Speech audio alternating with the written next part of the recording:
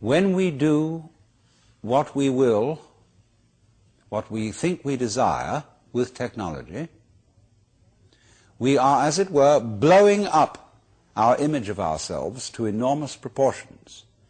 And many of us are beginning to realize that we don't like it.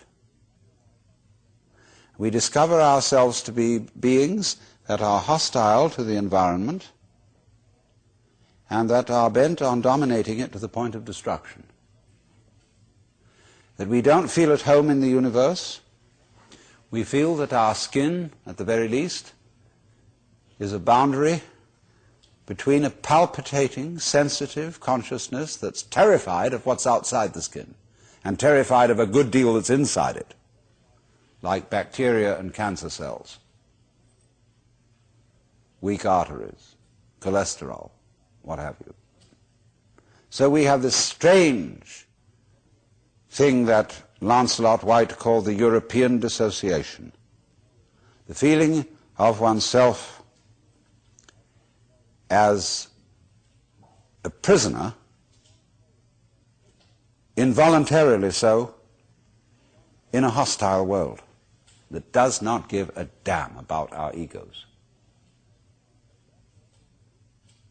And therefore, when news comes from all about, whether it be from the Orient or whether it be from experiments with psychedelic drugs, when news comes that this feeling of our own existence may be a hallucination, people prick up their ears and would like to know, is there some other mode of consciousness which one can be in, which is not this alienated mode?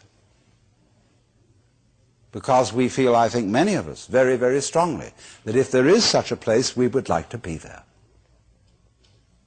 That, of course, entails difficulties, which we shall go into.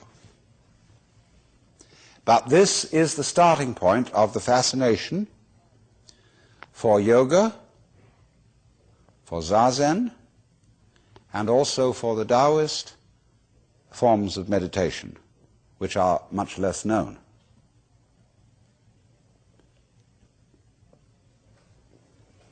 But there arise problems about this when we are going to convey these disciplines to Western people.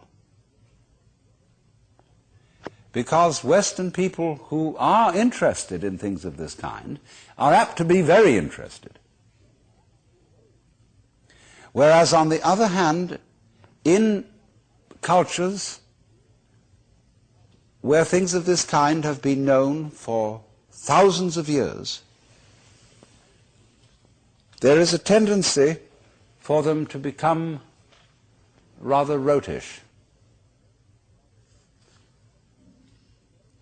And therefore, the way of teaching these disciplines, which many Asian teachers use, are designed not for mature adults, but for relatively young people who are not interested in learning them. In other words, when a kind of religion, let's take the case of Zen Buddhism, or in Chinese it is called Chan, when after some years pious people have followed these disciplines and learned to enjoy them, they have a way of telling their children that you ought to enjoy this too. See? And we would like you to go to the monastery. And furthermore, when there's the superstitious feeling that raising a son to be a monk or a priest redounds to one's own good merit in future lives, the more sons you send into the priesthood, the better. It's the same in Catholic countries. It was the same among the British in the Anglican Church during the 18th century, when the first son of the family went into the law, because he had then a good chance of being a successful politician. The second son went into the army, and the third son went into the priesthood. And it was a matter of course. And they had no real interest in religion. They weren't really curious. It was something they were studying out of filial duty to their parents. And especially in these days in Japan, when in order to inherit your father's temple, you have to go to the monastery and take Zen training, it becomes a matter of some urgency. So you have a lot of unwilling young men sometimes young women, in the nunneries, learning the meditative disciplines under the supervision of ecclesiastical taskmasters who are everywhere in the world exactly the same. I attended, from the ages of 13 to 17, an ecclesiastical boys' boarding school in England. I can assure you I've had enough of it. We were very sternly disciplined in the same way as Zen monks are disciplined in Japan today. And it just strikes me as funny that I have what I call the aching legs school of Zen, in which one sits in Zazen for an unnecessarily long time until one gets paralyzed. And then people come back from Japan or from anywhere and brag about how their legs hurt, as if it was some extremely esoteric discipline. And, you know, they bang them about with boards on the shoulders, and like in England, they swipe them on the bottoms with canes. And it's all the same old story. And I think we need to go beyond this and develop a certain maturity towards the practice of meditation that is not based on all this boys' boarding school business. But it's very difficult to make people who have been brought up in that system see the point. Because they say, well, we got it this way, and that's the way you have to go in order to get it. So we have discussed this matter, and we feel that there can be an approach which does not insult the dignity of interested Western adults. Oh, some people love to have their dignity insulted because they think it's good for them, because it's going to subdue their egoistic pride. But nothing is more egoistic than the project of subduing your egoistic pride. We can read it straight out of Zhuangzi in the dialogue between Lao Tzu and Confucius. Or, you know, it's an apocryphal dialogue. Zhuangzi was a great humorist, and he used the most outrageous stories and examples to illustrate his points. And so he put into the mouth of Confucius all sorts of things that Confucius would never have dreamed of saying, but he also arranges a dialogue between Lao Tzu and Confucius in which Confucius gets the wrong end of the stick, where Lao Tzu talks to him and asks him, what is your teaching? And he says it is charity and duty to one's neighbor and absence of self. Well, he says, sir, you are causing great disruption in the empire.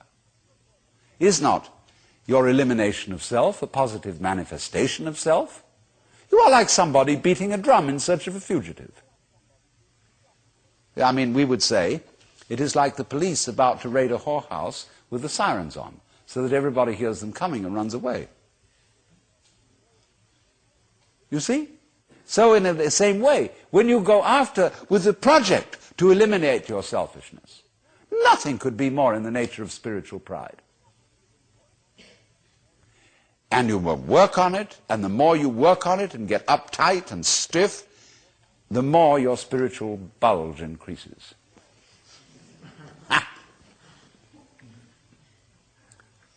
So in the Taoist doctrines, there is a principle called Wu Wei.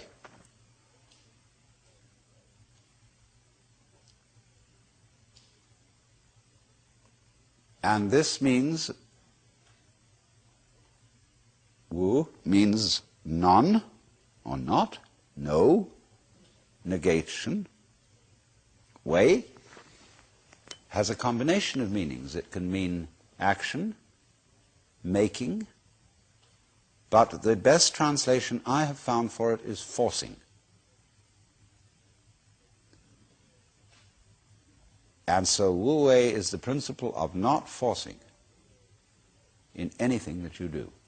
Now we know when we watch any performance of an artist, be it a dancer or an actor or a musician, we know immediately when the performance is forced. And we say it doesn't ring true, it's too artificial, it doesn't seem to be natural. Many people who study the Taoist doctrines think that Wu Wei means do nothing, in the sense of laissez-faire, be lazy, always be passive. It doesn't mean that. There is a time for action. When you study judo, you use muscle only at the right moment.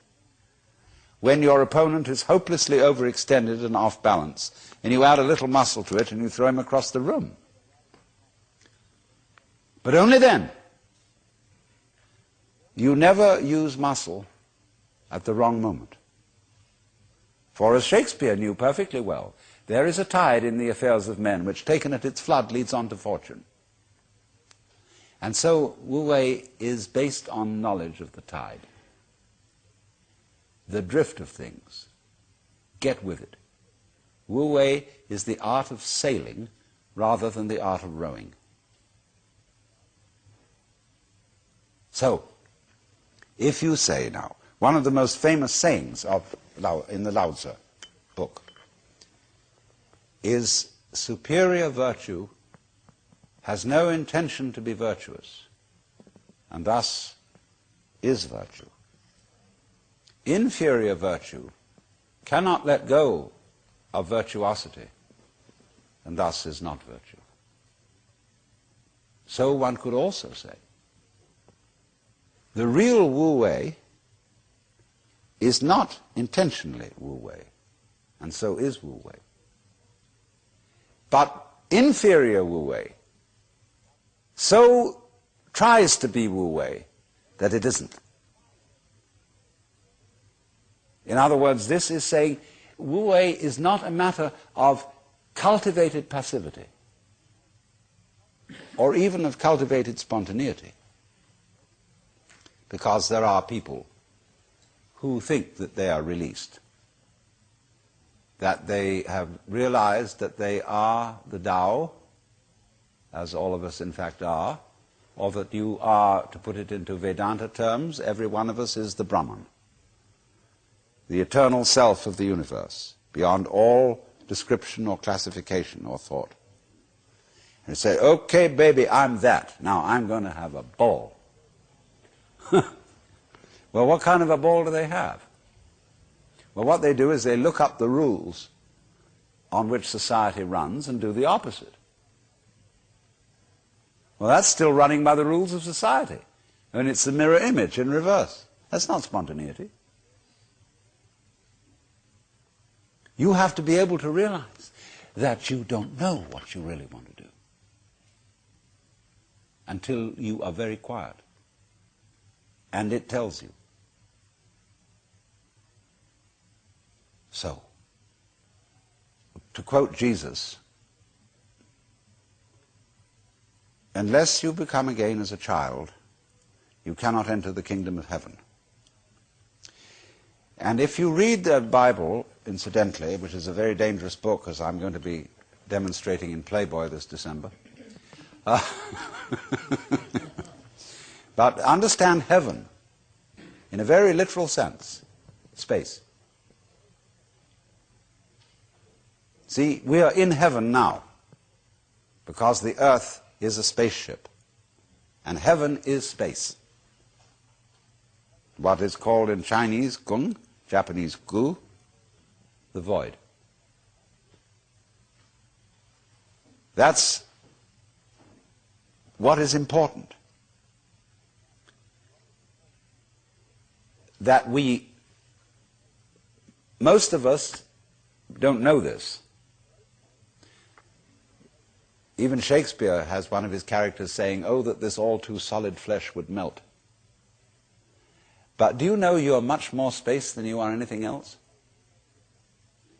If the ponderable, I won't say matter, the ponderable whatever in your bodies were condensed and all put together, it would be smaller than the point of a pin. And anyway, somebody once said, even a bishop is 80% water.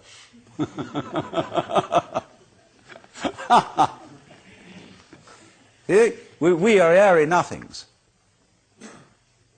So space is somehow very, very fundamental. We'll go into this in further way. But we understand that heaven is space.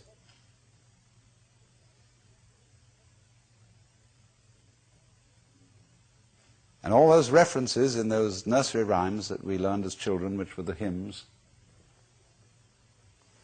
about heaven, always were talking about thrones and crowns and harps and streets of glass, crystals, transparencies, space. It comes down to space always. Space, which nobody can define, nobody can imagine, appears to be nothing, is the foundation of the universe.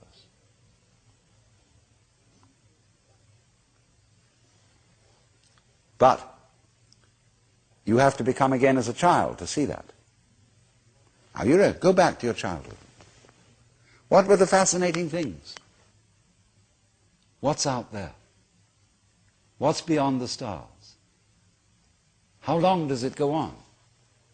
And Mama said, it goes on always and always and always. The child wonders. He's excited that there's something that never ends. Then the child asks about time. How long ago is long ago? Well, the Bible says that in the beginning God created the heaven and the earth. Well, what did God do before he did that? Well, as one person said, he sat up thinking punishments in hell for people who ask silly questions. But still, that is only a joke. And the child thinks of God going back and back and back forever, with never beginning. So in the same way you think about death. Go to sleep and never wake up. Never. Whew. Why, it would be as if you never had existed. Not only you, but everything else. Which is, of course, the way things were before you were born. You just turn it backwards. You know, how about waking up after having never gone to sleep? That's quite a thought. There's something fishy about it all. Ichthys, Jesus Christus Theou Ios, here, the fish.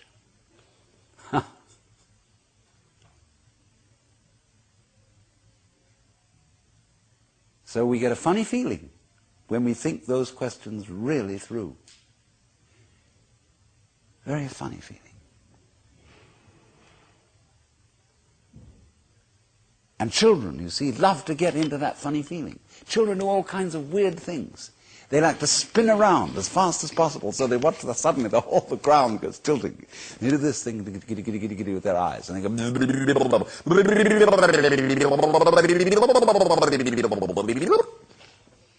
and they make faces and test out their bodies in all sorts of funny ways, because they know from the beginning that the world is weird. A strange thing. Because everybody knows what it's all about, only they won't admit it. Being brought up is being taught not to admit it, but you know very well what's going on. But in order to find out once more as an adult, you have to become again as a child. So what does that involve?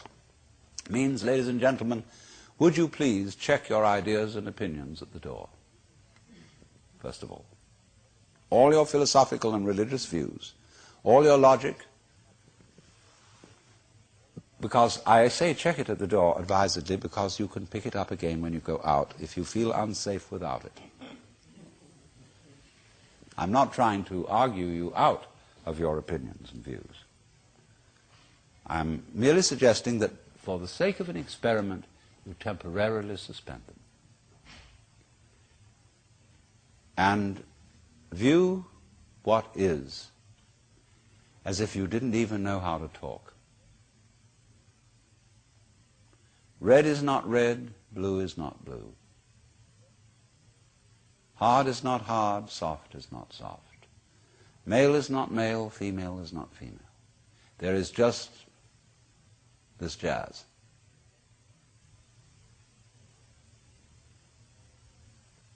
It will not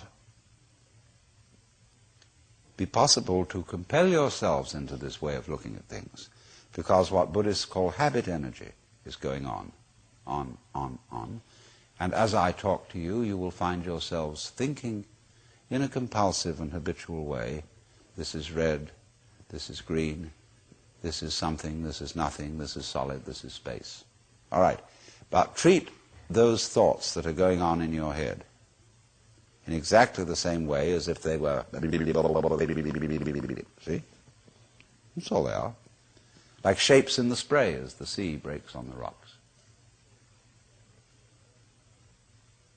Now, please don't get agitated that this is an anti-intellectual point of view, that this is undermining the value of logic and reason and so on. Just we'll bring all that back later when we need it. But just for the time being, let's simplify.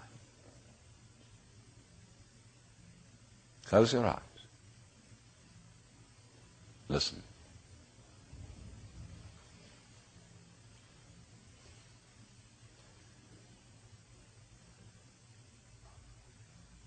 What is? What do you really and truly, honestly, hear? Don't name it. Just as if it were music. Classical music.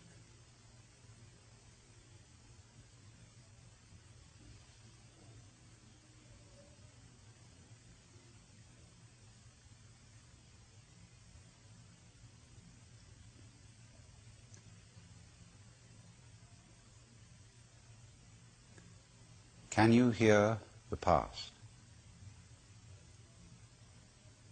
Can you hear the future?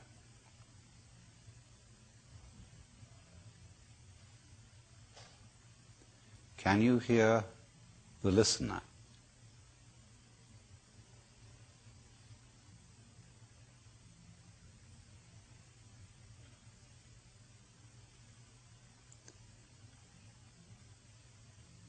Where do the sounds come from? Ears alone, please. Look, Mama, no hands. Let them tell you the truth.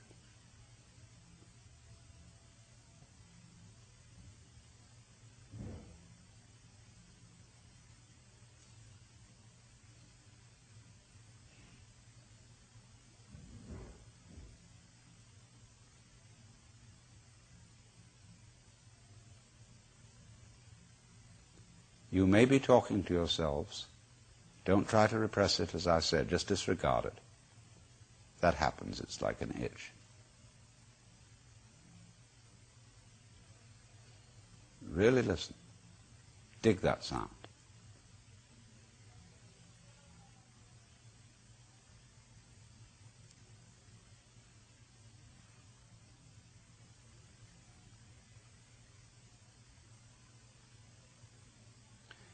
Now, that's the easiest way to begin into meditation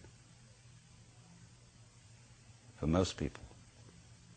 We're all different, of course, and there are different things for different people's temperaments. But I find it simplest to illustrate it by hearing without comment, so that you can get into tune with what is.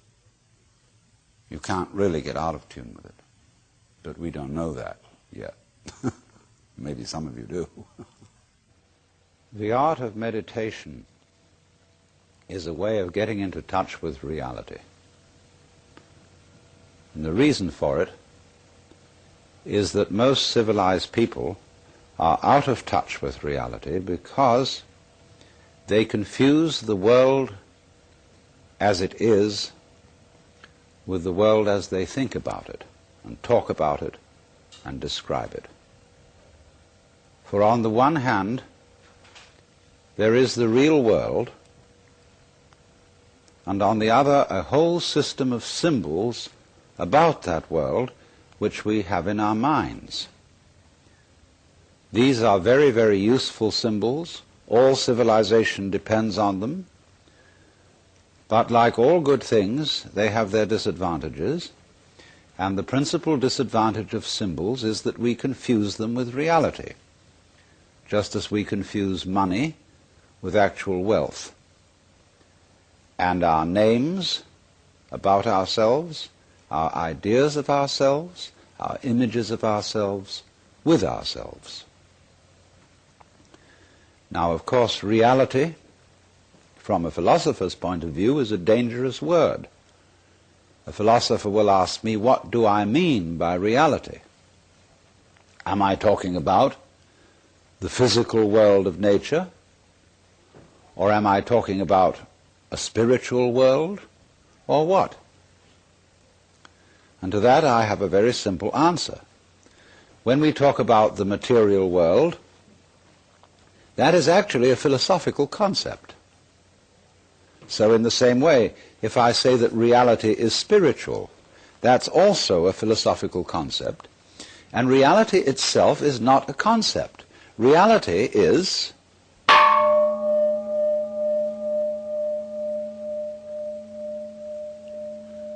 and we won't give it a name.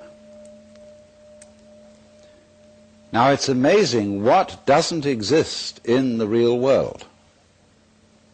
For example, in the real world, there aren't any things, nor are there any events.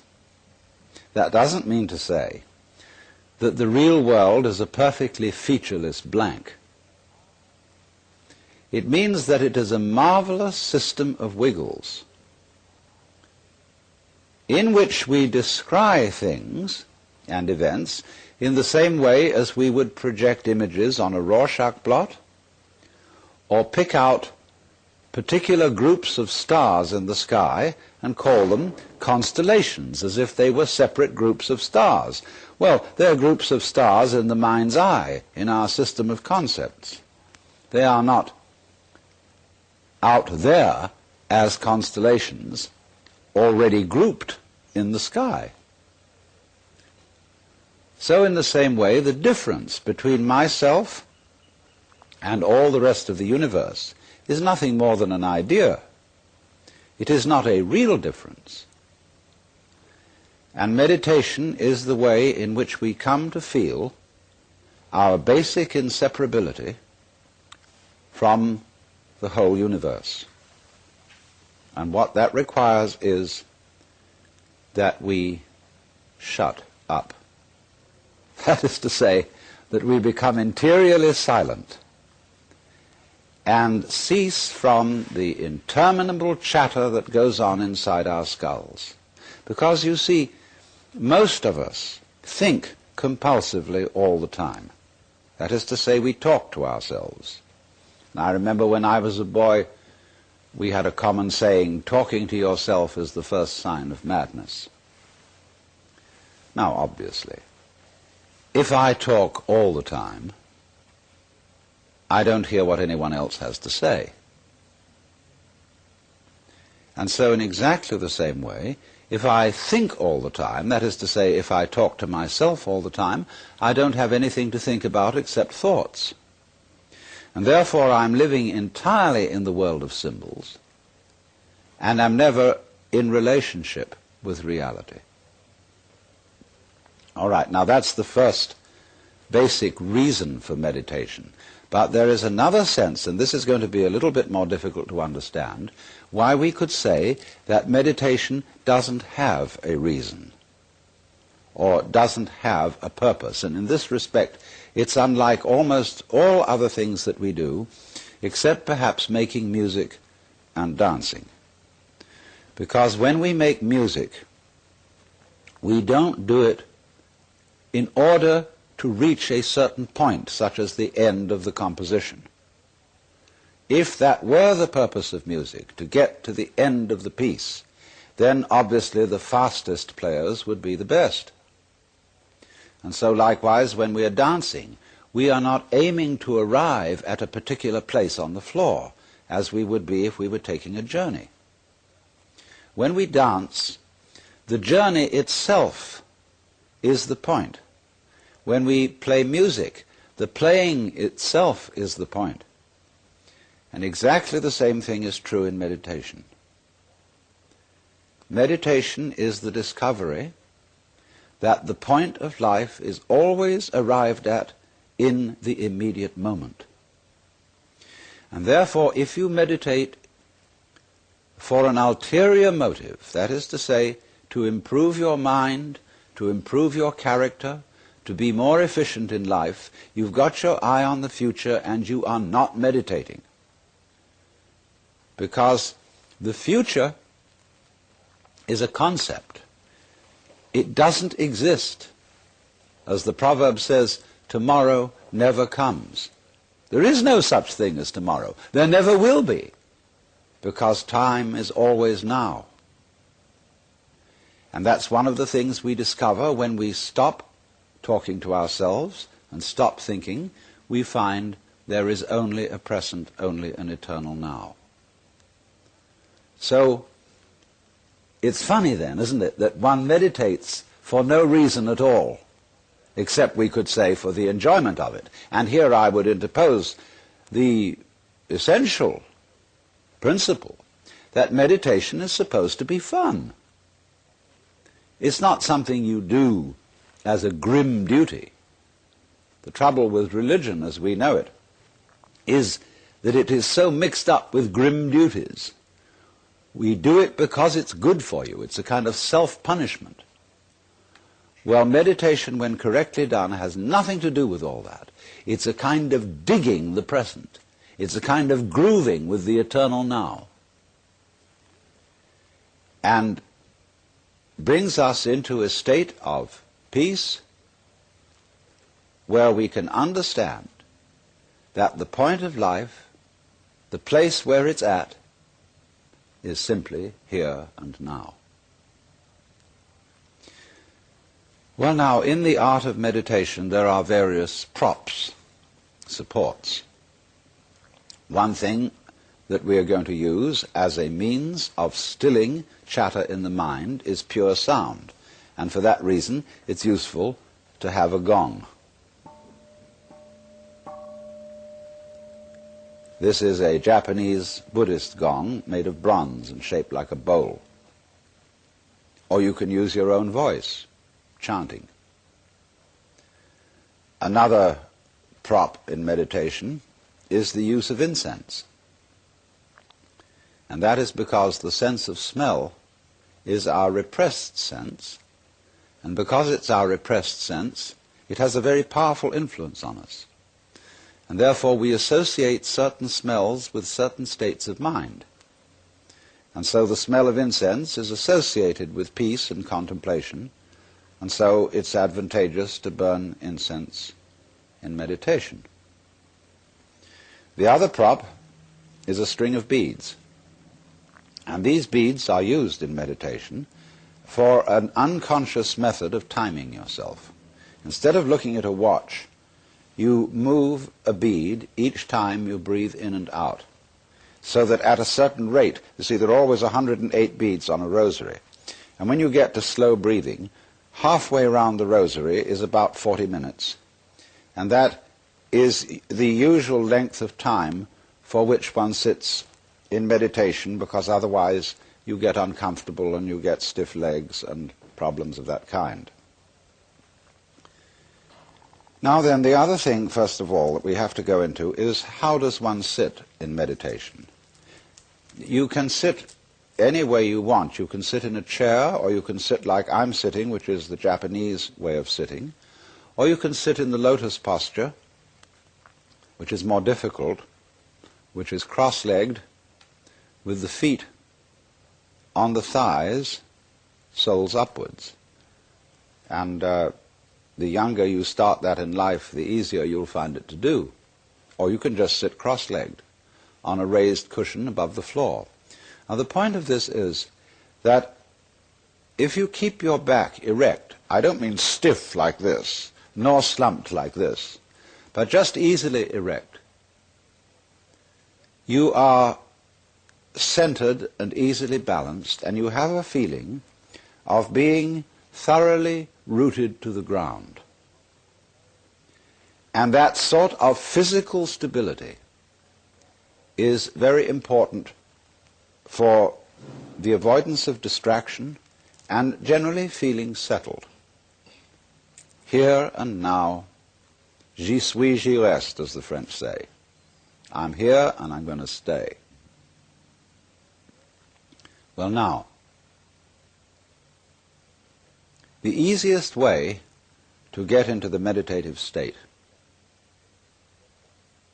is to begin by listening.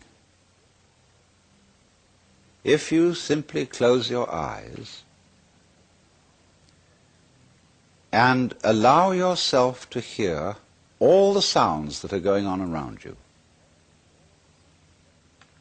just listen to the general hum and buzz of the world as if you were listening to music. Don't try to identify the sounds you're hearing. Don't put names on them. Simply allow them to play with your eardrums. And let them go. In other words, you could put it, let your ears hear whatever they want to hear. Don't judge the sounds. There are no, as it were, proper sounds or improper sounds, and it doesn't matter if somebody coughs or sneezes or drops something. It's all just sound. And if I am talking to you right now and you're doing this, I want you to listen to the sound of my voice just as if it were noise. Don't try to make any sense out of what I'm saying, because your brain will take care of that automatically. You don't have to try to understand anything. Just listen to the sound. As you pursue that experiment, you will very naturally find that you can't help naming sounds, identifying them, that you will go on thinking, that is to say, talking to yourself inside your head automatically. But it's important that you don't try to repress those thoughts by forcing them out of your mind, because that will have precisely the same effect as if you were trying to smooth rough water with a flat iron. You're just going to disturb it all the more. What you do is this. As you hear sounds coming up in your head, thoughts, you simply listen to them as part of the general noise going on, just as you would be listening to the sound of my voice, or just as you would be listening to cars going by or to birds chattering outside the window. So look at your own thoughts as just noises. And soon you will find that the so-called outside world and the so-called inside world come together. They are a happening. Your thoughts are a happening, just like the sounds going on outside. And everything is simply a happening, and all you're doing is watching it. Now, in this process, another thing that is happening that is very important is that you're breathing. And as you start meditation, you allow your breath to run just as it wills. In other words, don't do at first any breathing exercise, but just watch your breath breathing the way it wants to breathe. And notice a curious thing about this. You say in the ordinary way, I breathe, because you feel that breathing is something that you are doing voluntarily, just in the same way as you might be walking or talking. But you will also notice that when you are not thinking about breathing, your breathing goes on just the same. So the curious thing about breath is that it can be looked at both as a voluntary and an involuntary action. You can feel on the one hand, I am doing it, and on the other hand, it is happening to me. And that is why breathing is a most important part of meditation, because it is going to show you, as you become aware of your breath, that the hard and fast division that we make between what we do on the one hand and what happens to us on the other is arbitrary. So that as you watch your breathing, you will become aware that both the voluntary and the involuntary aspects of your experience are all one happening. Now that may at first seem a little scary, because you may think, well, am I just the puppet of a happening, the mere passive witness of something that's going on completely beyond my control? Or on the other hand, am I really doing everything that's going along? Well, if I were, I should be God. And that would be very embarrassing, because I would be in charge of everything. That would be a terribly responsible position. The truth of the matter, as you will see it, is that both things are true.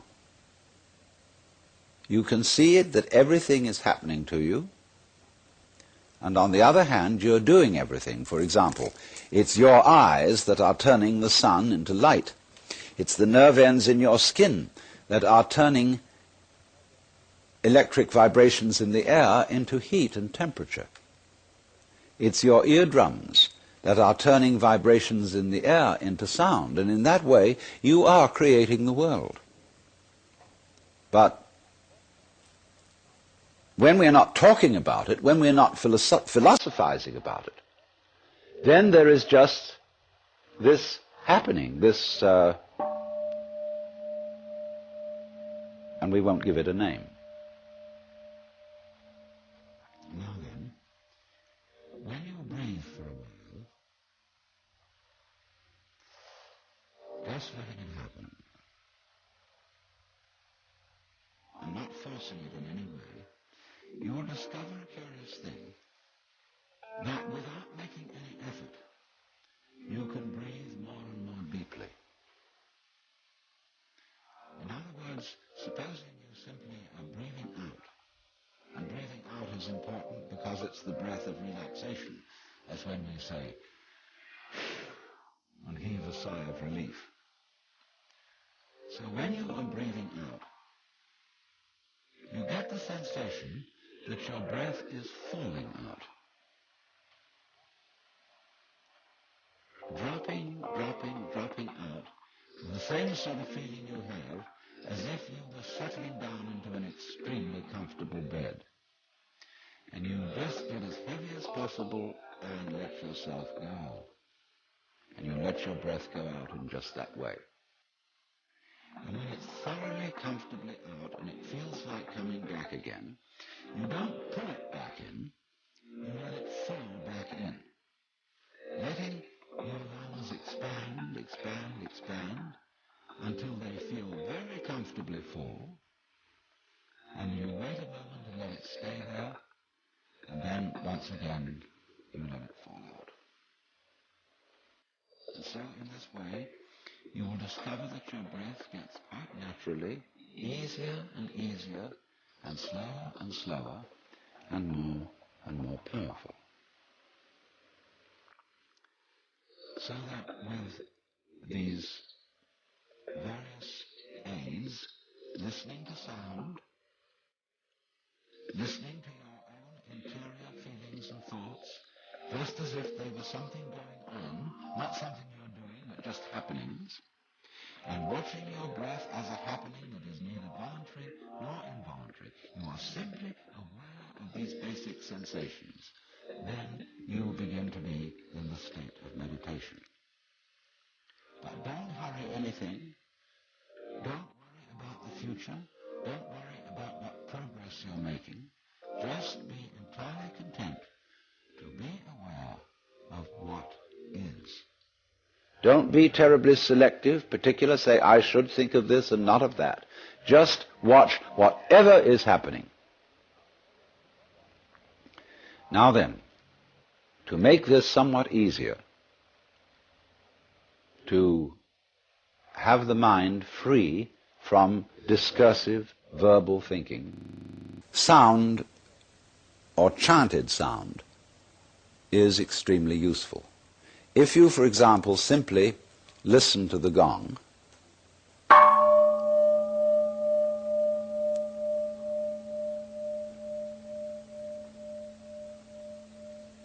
and let that sound be the whole of your experience. It's quite simple, it requires no effort.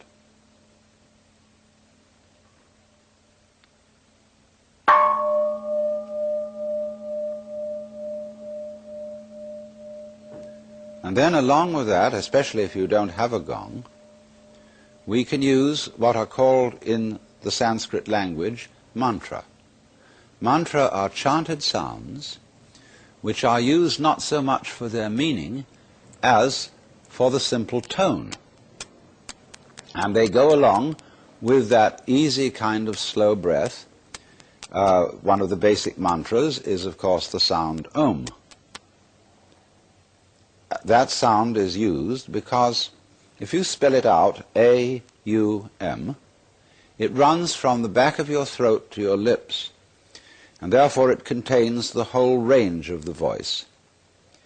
And for that reason, it represents the total energy of the universe. This word is called the pranava, the name for the ultimate reality, for the which, than which there is no whicher. And so, in this way then, if you chant it,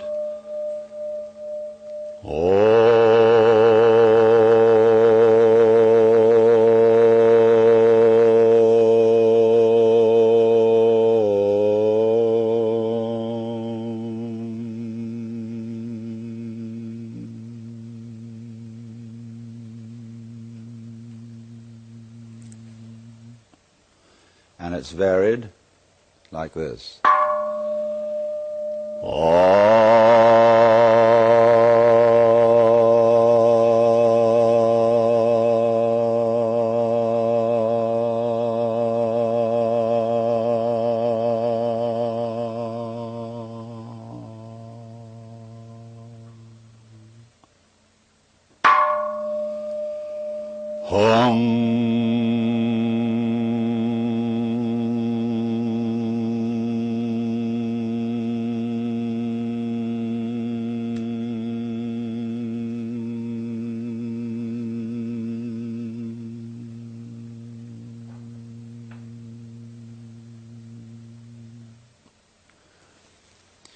And you can keep that up for quite a long time, and eventually you will find, as you go on chanting, that the words of the chant will simply have become pure sound.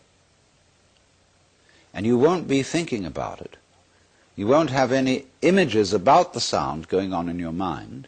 You will simply become completely absorbed in sound, and therefore you will find yourself living in an eternal now in which there is no past and there is no future and there is no thing called difference between what you are as knower and what you are as the known, between yourself and the world of nature outside you. It all becomes one doing, one happening. Now, in addition to those slow-moving chants, you may find it, according to your temperament, easier to do a fast-moving one. These have a sort of rhythm to them that is absorbing.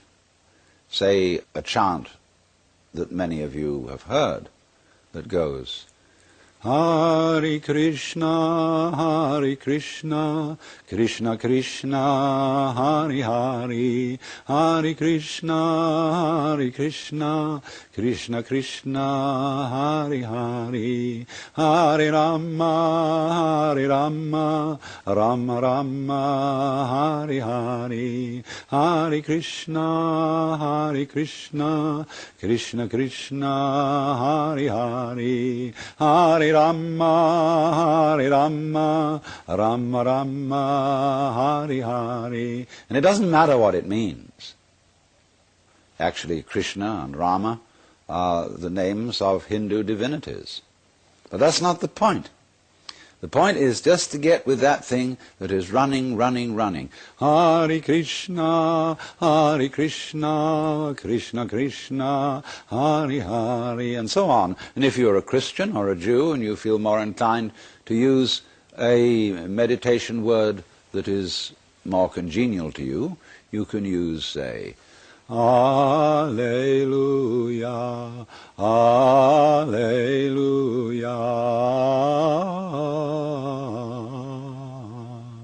Alleluia, Alleluia,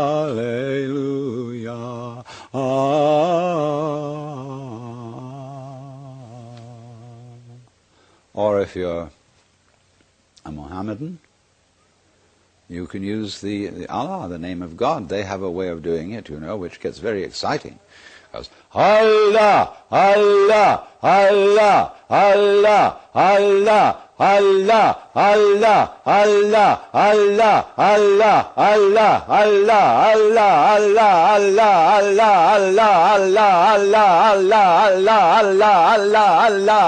Allah, Allah, Allah, and it gets faster and faster. You can keep that up for 40 minutes.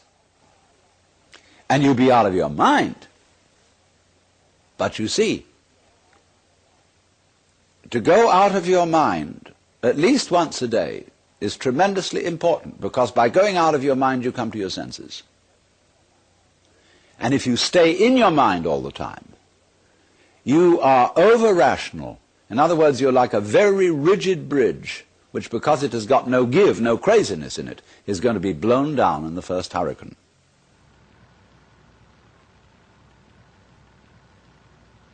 Just as you've been letting vibrations in the air play with your ears, let your lungs breathe as they will.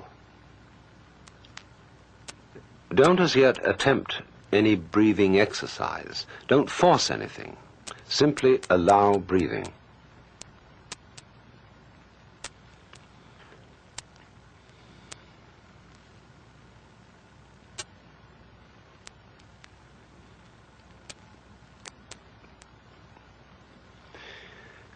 Now, is this breathing a voluntary or involuntary action? Or both? Or neither? Just feel it without taking sides, without words. And again, hear my voice as if it were wind in the trees or the sound of waves.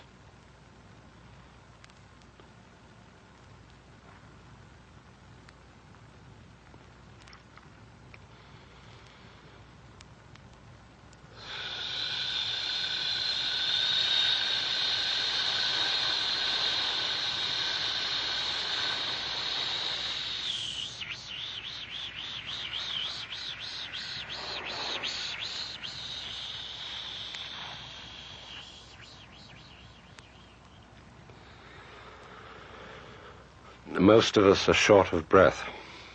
We never really empty our lungs. But to make a long, complete out-breath, you mustn't force it. Imagine there's a large ball of lead inside your neck, and allow it to fall slowly through your body to the floor, pushing and easing the breath out as it drops. Ease the breath out just as you settle and sink down comfortably into a bed. And when the ball reaches the floor, let it drop away as if to the center of the earth.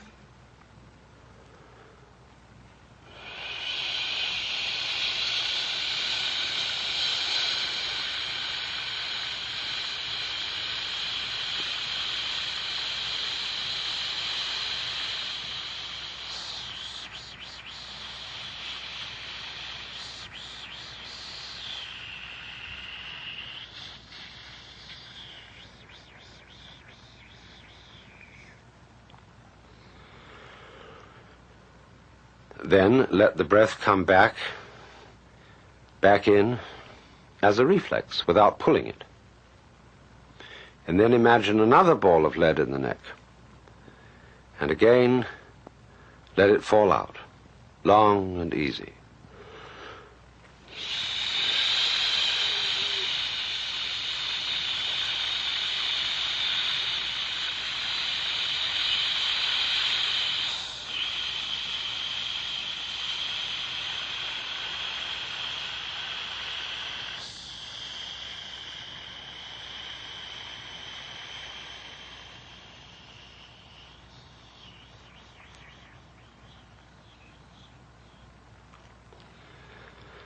And once again.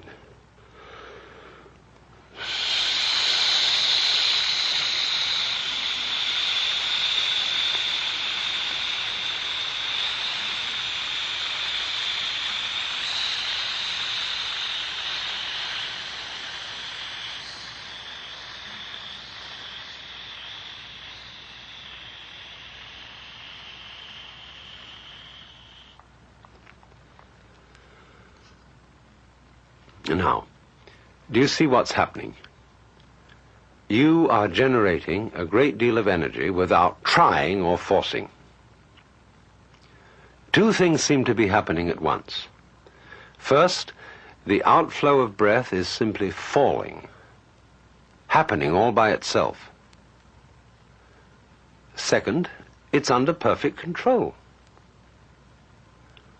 So from this practice, you learn to experience, to realize that what happens to you and what you do are one and the same process.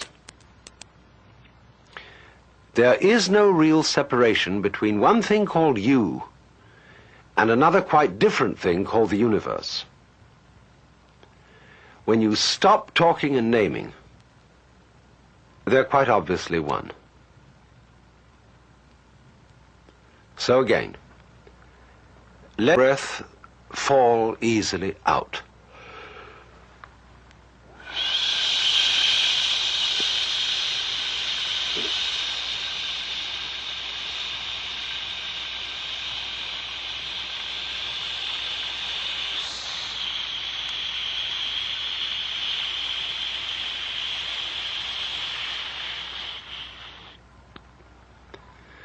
All the way.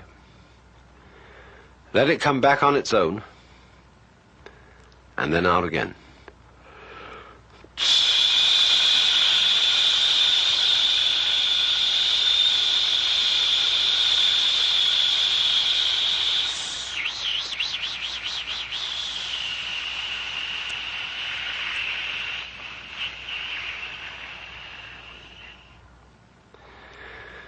And now let's put the sound ah on the next outflow.